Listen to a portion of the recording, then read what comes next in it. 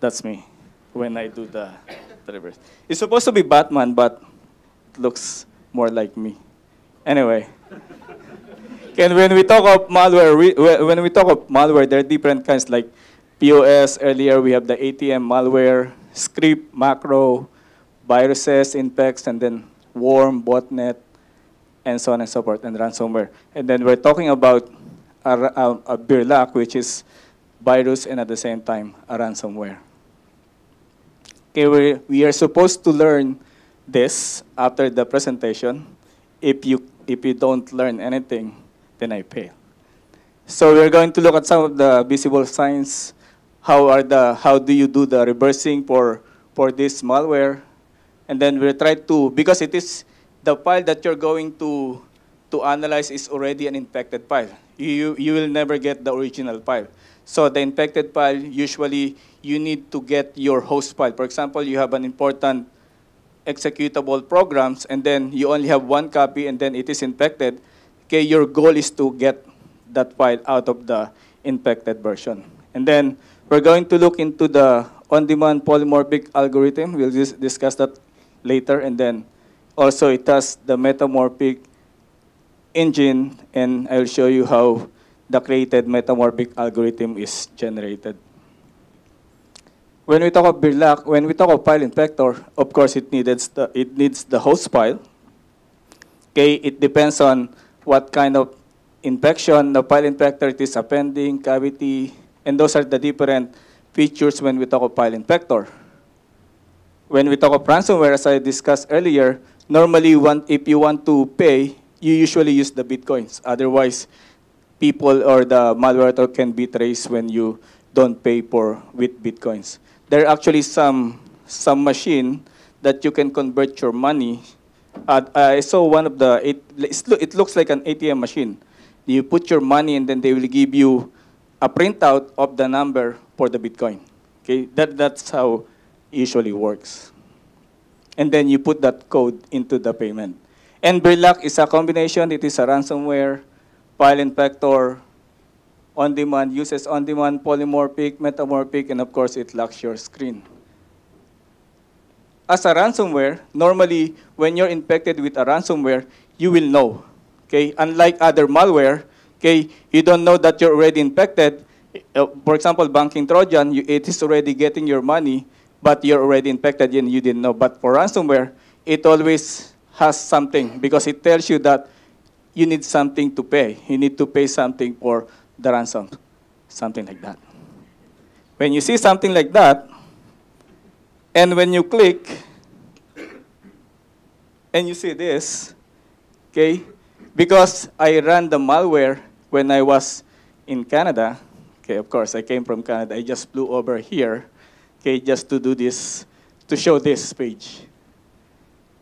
And if you run this malware, I'm not going to give you the malware, and then probably it will show you the Switzerland flag and everything. And then probably that 250 will be changed to 250 francs. Do you call it francs, your money? And then something like that. And then you have to pay it, and then you will put the code in this area. The number, that is the Bitcoin number that you have to pay. The good thing with some malware, they teach you some stuff. So you don't be scared. Usually they give you information. What is Bitcoin? If you don't know about anything about Bitcoin, it tells you what is Bitcoin. It explains everything.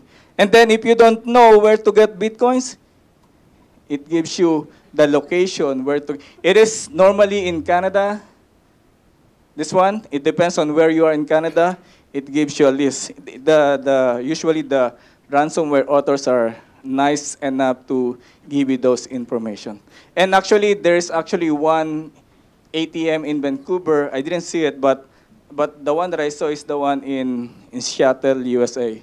I saw the machine. The only thing is, I want to buy to do some demo. The thing is, they need my driver's license just to prove that I'm buying the Bitcoin. So I didn't do it. Anyway, and then of course you cannot access anything because you already locked. You can only do the notepad save, and then that's it.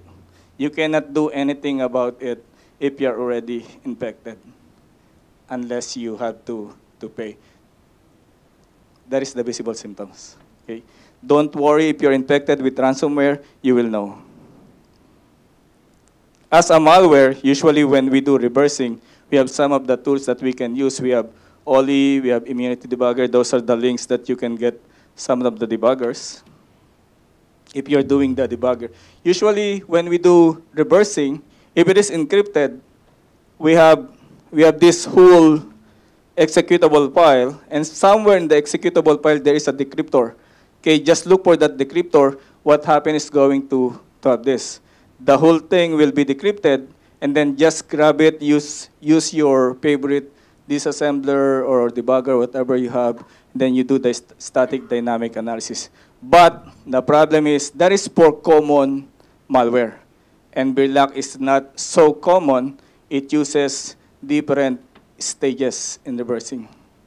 Okay, if you want to reverse Birlac, okay, if you get the infected code, you only have two sections, the text section and the resource section.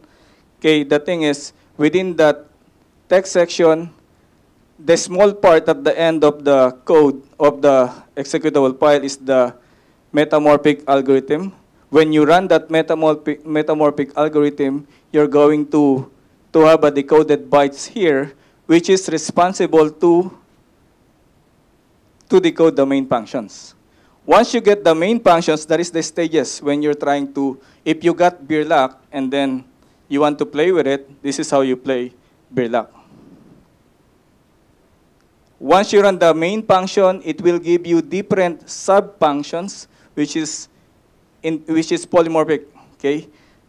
I call it on-demand polymorphic because, for example, it uses one function.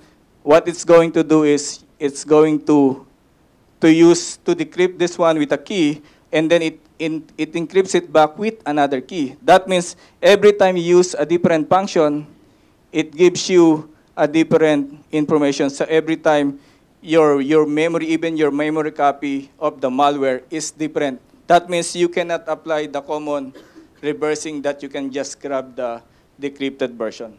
Okay? And the last part, of course, you want to get your original file, which is on this part. Okay?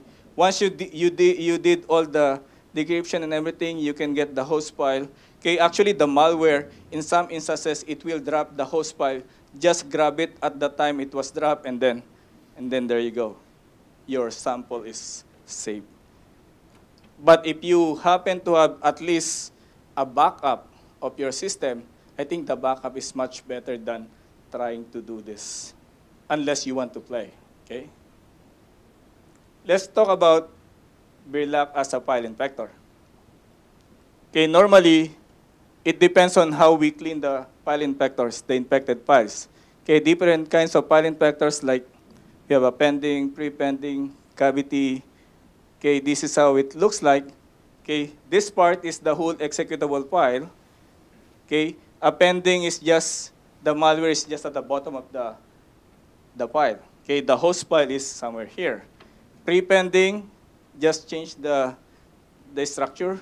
The cavity is, it is harder to clean because it is injected, the malware code is injected on the spaces. Okay, executable file in Windows have different spaces just for the file alignment. Okay, that's where they put it in cavity version. And then we have the overwriting. It deletes your file. You don't have anything to do with it. You cannot clean it because there's nothing. There's nothing to clean. The companion, it creates another file. Just change the extension, because when you run this, it will run the malware first before your executable file. And for Birlac, it doesn't fall on any of the regular categories. Your encrypted host is actually inside the whole executable infected file.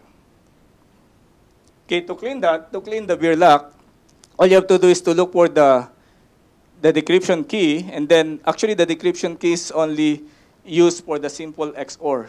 Just use the XOR, and then that's it. You can create your simple C language or Python just to clean the file, and then that's it. All you have to do is to locate the location of the decryption key. It will look something like this. like that. So this is, look for this code in the malware, in Birlock, and then look at this one. This is the same set of binaries, same address, look at this address. That means this particular part is actually the decrypted version. Okay, within the malware, within this particular small malware code, we can see that initial key. You can use that initial key. Okay, use for the decryption using XOR. This is actually the XOR part. Okay, simple XOR. You can use a simple Python script for that. And then somewhere in the particular code, it reads the next 4 bytes, the next keyword. And then the resulting value should be the decrypted host. The decrypted host will look something like this. Okay, this is the same set of bytes. After running this, this one will be given to you. Okay, look at the address of this particular binaries. It's the same, right? For this one, this is the file name of your host file, and this is the start of the executable. Then from that point on, you can just cut and paste all the codes that is already decrypted. Okay, there's nothing special there. All you have to do is to locate the beginning, which is the MZ, okay, and then locate the end of that particular file, and you're done. You just copy it to the file. That is how you clean the infected Birlock example. And normally that's the decryption key. I call Birlock as using on-demand polymorphic because of that. The way it uses it is something like this. It uses the decryptor to decrypt the block of code as shown earlier too, okay? Something like this. It uses some of the garbage code and some redundancy check. Still, the decryption is simple XOR. Locate this set of codes, ignore these ones. Okay, that's what we call the garbage code. They just put them there so that it will take you time to look for or to read the information, to look for the actual relevant information. And then after getting that, you will actually generate, okay, an EAX value, which is the key. That is only for the key generation. And then afterwards, okay, it will try to decrypt that particular functions that you need. Okay, number of bytes, actual key. See, it doesn't do anything about on the red area here. Those are the garbage code. And this area is just the complete XOR decryptor. The next one, after executing the decrypted code, this is the newly decrypted code, it uses RDTSC. This is a read timestamp counter. That means every time it runs, for example, one of you runs it on Tuesday morning, and then one of you runs it in Wednesday afternoon, it will generate a different value, different keys. That means your malware, even though you have the same exact malware at first, when you run it, you will generate a different set of malware, different set of codes. Okay, that's why it's called on-demand polymorphic.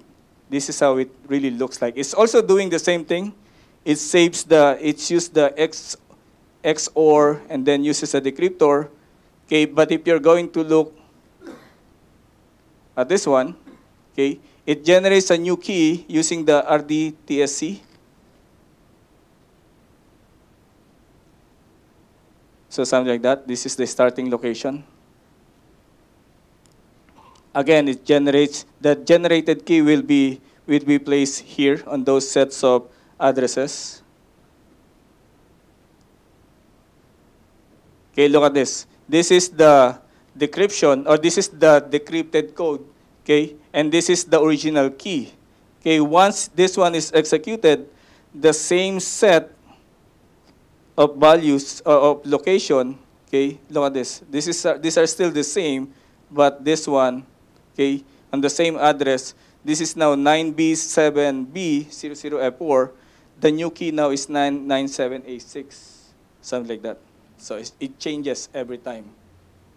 Okay, and then it will encrypt back your functions, your values and binaries. Or another view is, for example, this is your encrypted function. Okay, it is encrypted with the old key. I just grabbed the first 16 bytes here. And then this is now the decrypted version, which is the executable. This is the one that you will do the execution for that particular function. For example, it wants to drop a file, you can use this. It is the decrypted code. And then it will be encrypted back. Okay, look at the addresses, they're still the same, but now it is different because it is encrypted with a new key. Okay, so that's why it is on demand. Every time you use a function, it changes. It uses that function again, it changes with a different key. If you want to detect, if you are doing some detection, if you're on the AB side, the antivirus side, you want to detect, or you just want to detect to protect your system with beer lock, all you have to do is to look for detection for the decrypted code. Otherwise, you won't get anything here. You can only detect one file, but you will not be able to detect other infection. Okay. And if you want to detect on the code side, don't get any information from this side. All you have to do is to get information from the generator, the key generator. Let's talk about metamorphic malware. Okay, when we talk of metamorphic algorithm, this is different. Okay, somebody asked me what's the difference between polymorphic and metamorphic. They both generate different sets of binaries. Okay, the only difference is polymorphic. When we say polymorphic, it generates different set of binaries that is also encrypted. That is polymorphic. Metamorphic, it generates different sets of binaries, but they are not encrypted. That means the codes are readable. For example, okay, if you want to put a value 0 in a register, okay, there are different ways to do that. You can use MOV, XOR, okay, they still get the same amount of the same value you put to a register. That means metamorphic, it generates different sets of codes which do the same thing. That is metamorphic code. Okay, and Birlac has on-demand polymorphic. It also has metamorphic code. The only problem with metamorphic algorithm is that it is hard to find similar bytes similar to the polymorphic. It has unknown lengths and unpredictable code. I think I have some demo here. Okay, for the metamorphic engine, let's talk about metamorphic engine. Okay, the ingredients for Birlac, it depends on the malware. It has different sets of ingredients. For Birlac, we have number of instructions to generate. It depends on the number of registers that it uses, number of bytes, and so on and so forth. Looking at the code, it will look something like this. This is the whole set of codes, and this is just the part. The green part is just highlighted here. Okay, this is the pseudo-random generator. That means it generates just a D-word value, and then it uses that D-word value to generate the buffer, the malware buffer, and then this one is it also generates what kind of register to use, EDX, EAX, EDI, something like that. Okay, pseudo-random just generates the randomized value, the buffer. It depends on the allocation of the virtual value, and then the malware buffer here is usually where the original malware is located, and then it generates what kind of register, which is randomly from different sets of registers. Okay, for the instruction 1, it depends on the value of EAX and EDI, and then for example, EAX 0, EDI 0, EBX is -1. It generates an add register using MOV. It generates another value for the code register. And then it depends on another set of values. It uses the sub instruction or the add instruction, and so on and so forth. And more instruction 1, it generates those instructions. And you can also look at the code of the malware, okay, wherein it actually selects these particular values. It depends. If you select B8 up to BF, this is not actually arranged in order. Then you will actually use the move instruction. If the malware is selecting from C3 up to this one, C7, you're actually generating an add instruction. Okay? And then if you're using EB to EF, you're using the sub. Okay? It generates the same set of information but uses different set of instructions. Complicated? Yeah, I'm confused too sometimes. And then the last instruction, we have the, again, it generates the pseudo-random value, and then it generates the instruction wherein it now gets the, after creating the move, the add, the subtract, the last instruction is generated as the number of, as like this. Okay, the value from EDX will be placed to ESI. Oh, it depends on the registers that it was selected earlier. Okay. Oh, there's a video demo here. Okay, this is the actual execution of the malware for the Metamorphic engine. That is, I'm using only DBG. It uses the RDTSC. Okay, then it just creates it calls the random value. It just creates a 4-byte. Okay, and then after generating the 4-byte, it will be used for to create the first instruction. Focusing on that, the first instruction is move EDX and then the randomly generated value. And then another instruction is generated using, it gets a pseudo-random value. That's the execution of that. And then another move instruction, which is the ESI. Okay, actually this one is the buffer. And then this is the malware buffer wherein the original malware is located. Oh, what happened? No. Not done yet. I pressed the wrong malware. Just wait up to the...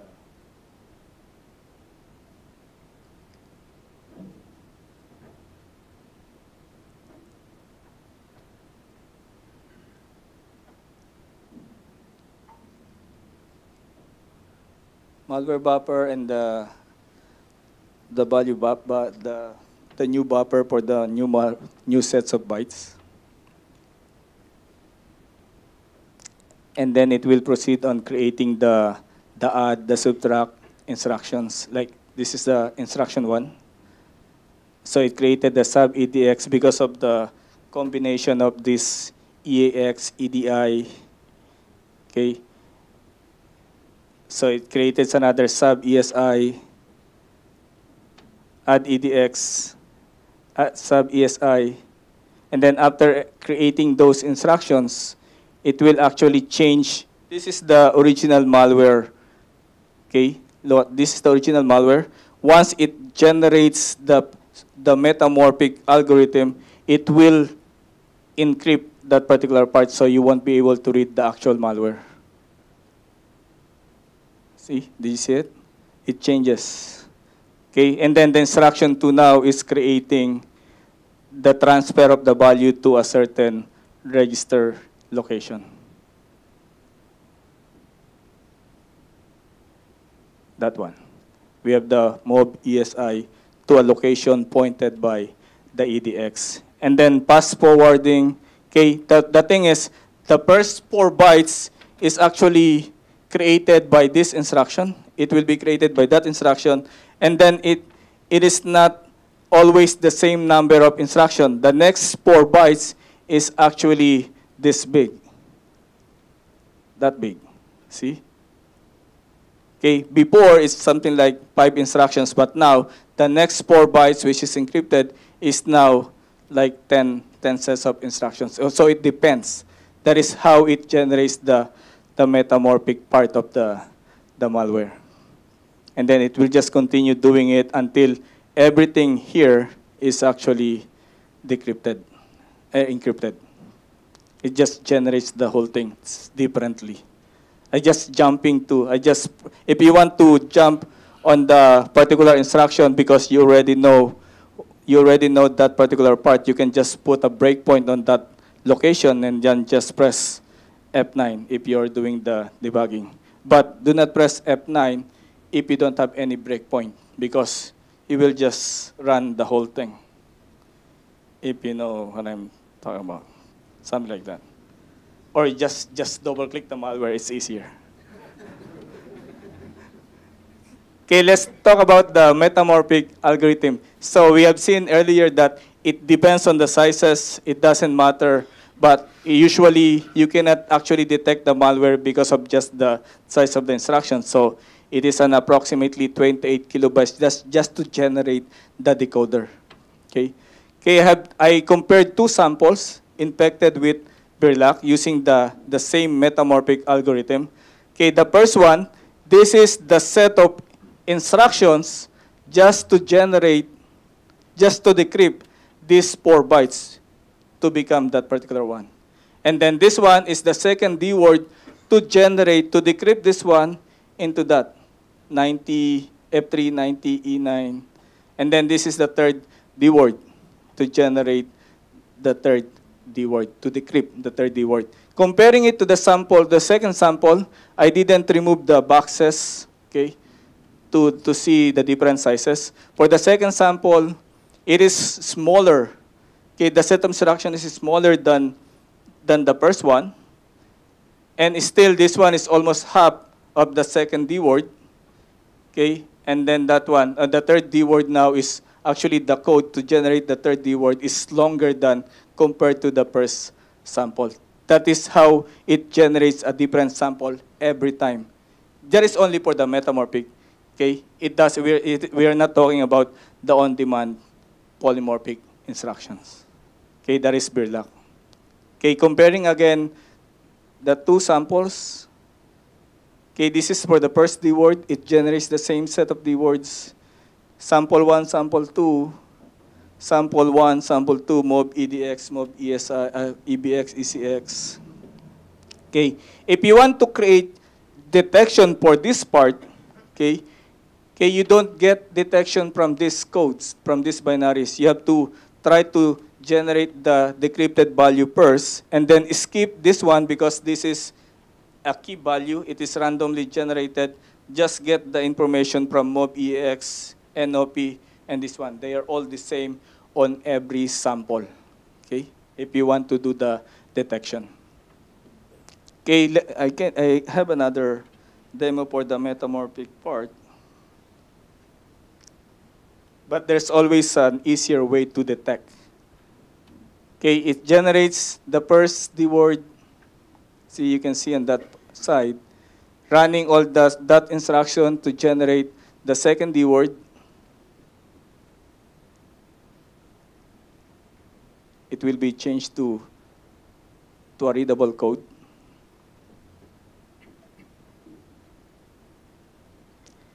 You will do, if you're doing the reversing, you will try to decode the whole thing. That's the metamorphic part. But I will show you the easier way to unpack a metamorphic code, just for the metamorphic part, because the polymorphic one is, you have to follow it every time that it changes the code. So it will just do its thing, and then it is approximately 28 kilobytes of code, okay? But all you have to do is to look for, oh, still not there yet.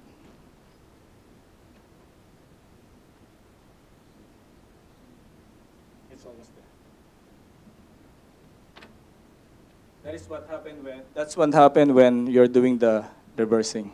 Or sometimes, if it is really, really long, you can do the automated decryption, okay, like Control F7, I guess, and then just get some copy and then come back. They're still decrypting. Okay, look at this part. Okay, at the end of every metamorphic, it doesn't just apply to Berlac. For every malware that uses metamorphic code, there is some part that it will jump or call a function. The call EDX is actually, EDX is the location of the very first instruction being decoded.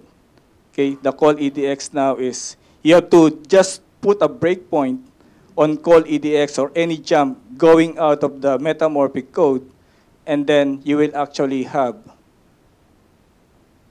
it will actually jump to the decoded part, and then that's it. You already have decrypted the whole thing.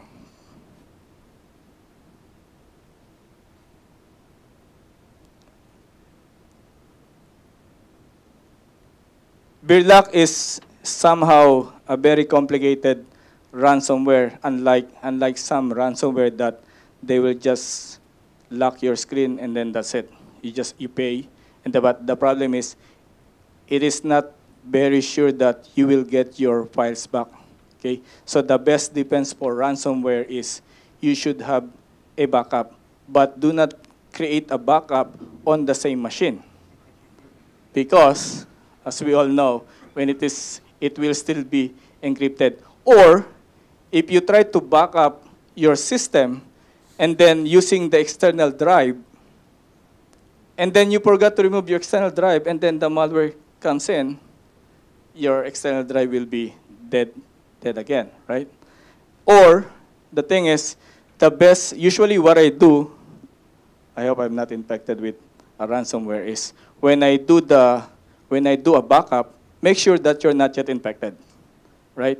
And normally for ransomware, most of the ransomware that I've encountered is when they infect your machine, what happens is it tries to connect to the command and control server to get some key,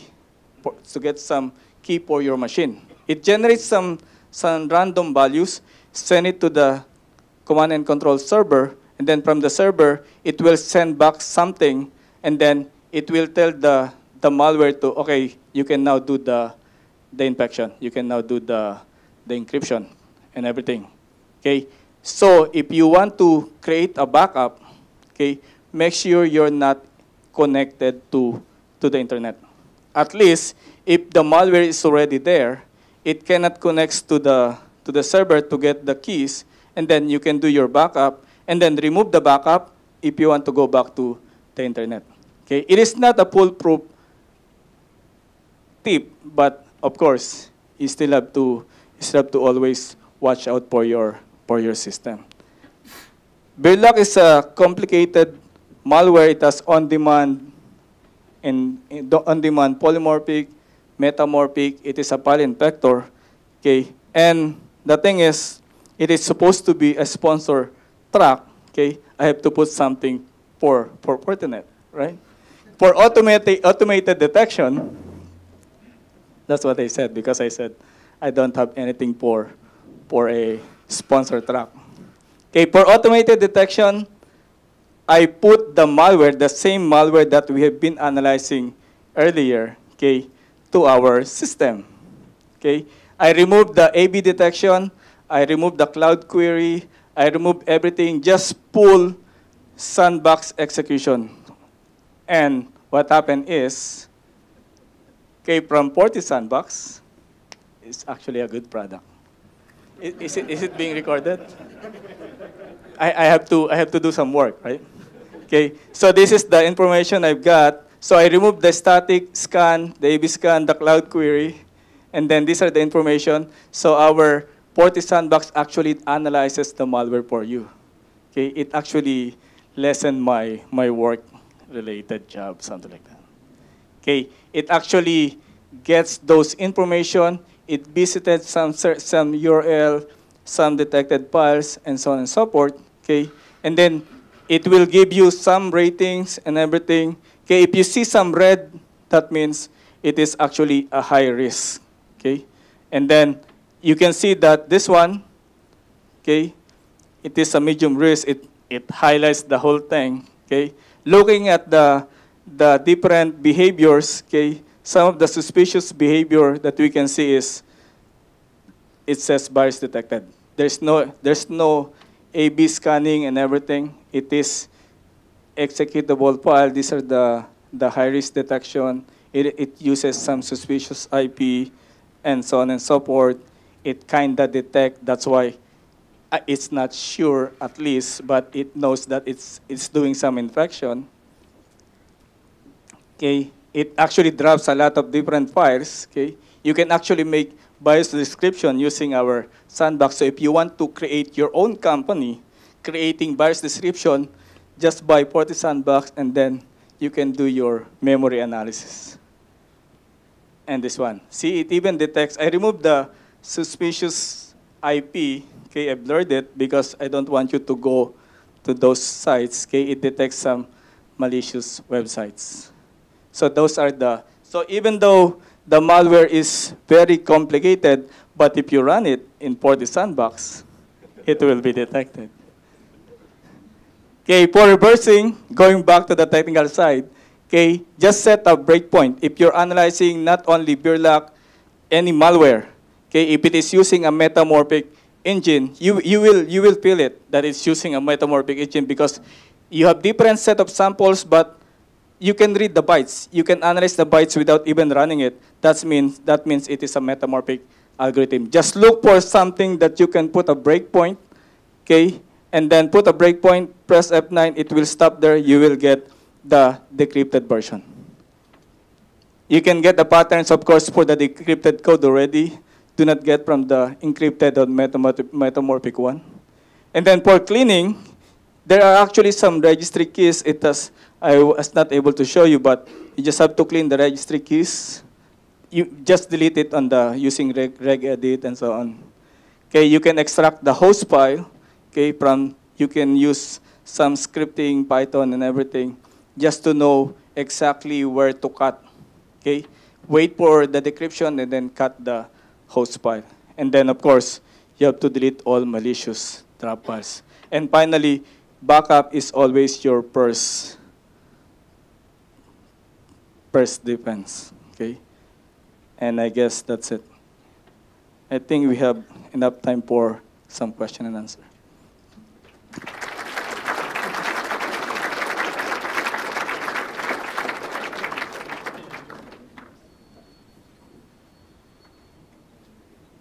thought that's my call.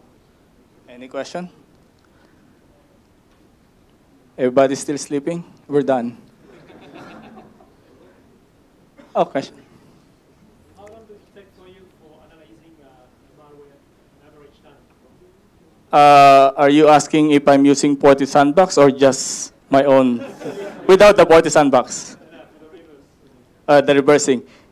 For this one, if I'm not going to do articles or blogs or presentation, it's fairly I will probably be able to create a BIOS description within half a day. It's already a good description. But if I want to do detailed analysis, because for example, if a customer want me to do some description about a certain malware, for example, like Birlock, I can probably give something, without using FortiSandbox, I can probably give something detailed explanation within probably half day or a whole day, something. But still depends if you really want to. But the thing is, for me, when I get a sample and then I did it so fast, then it's probably not very interesting. But if I look at the code and it is interesting enough, then I focus on it. It takes me a while, like 2 weeks, 3 weeks, to really focus on what it's really doing. Okay. Question? How often do you see a polymorphism variant? How often I see some polymorphic most of the modern malware nowadays, because they want to avoid detection, they usually have. If they really focus on, or if, for example, a big organization, you can see that it is in the wild. That means most likely it is polymorphic, because the reason why it's in the wild, because some of the AB companies still not catching them, because it is one of the good evasion technique to avoid detection. But of course, you have to buy FortiSandbox. You'll be safe. Question? Make sure I listen to you. You said this one is going to decrypt like a bit of code and execute it, and then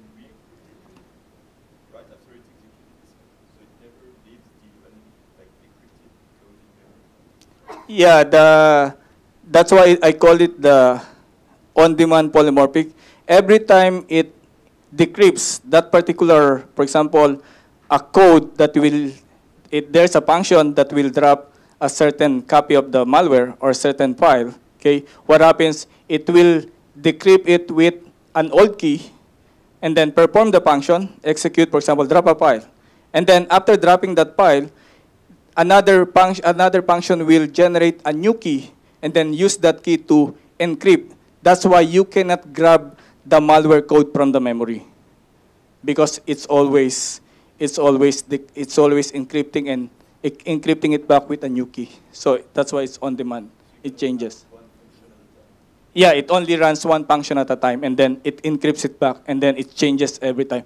For example, you run the malware, and then you're trying to reverse it. So you stop at one function, you dump the whole process, and then you run another function. Even if you go back to the same function that drops the file, it will be another set of binaries that you will get.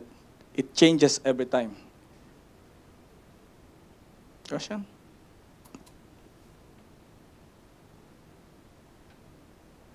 I will give a free for the sandbox. No? No, I'm not giving any free for the sandbox. Any question? I think that's it. Thank you very much.